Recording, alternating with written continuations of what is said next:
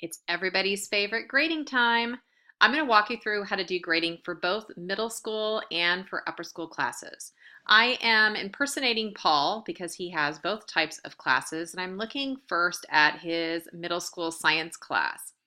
You'll notice when I click on the grading tab that I have this bar across the top and there's a little drop down arrow. This is because for these types of classes, we need to calculate grades for both the quarter and the semester. And in order to have the semester turn out properly, you have to do the quarter grade calculation first. So I would make sure that I was looking at Q2.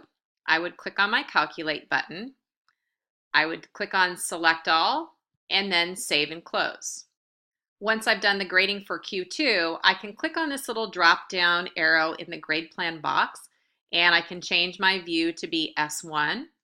And I'm going to walk through the same steps but tiny bit different. So I'm going to click on the calculate button first.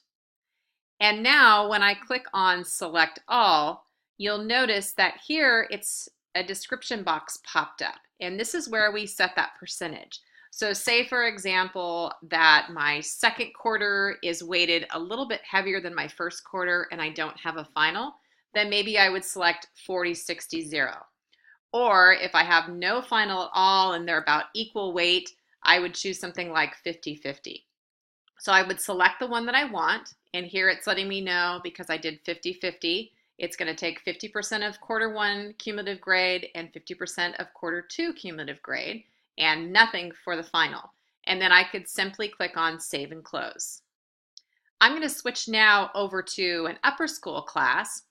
And this actually is a slightly easier process because your final exam has been incorporated into that S1 grading period. So if I go ahead and click on grading, I'm going to do the same thing by clicking on calculate, select all, and then simply save and close. And it will let me know that it's going to take 100% of my S1 gradebook cum. So you want to make sure that the final exam is stored under the appropriate S1 date range, and that was sent out in a previous email.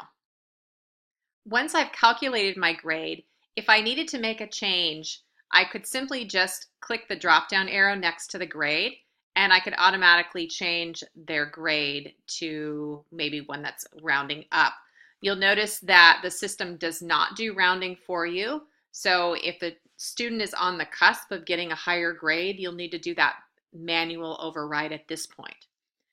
Alternately, if a kid is getting an incomplete in your class, that's what this little INC checkbox is for. So if I click on that box, it'll pop up a warning message letting me know that it's going to delete that grade that it's been calculated in order to put an incomplete grade in, and I would just simply click on confirm.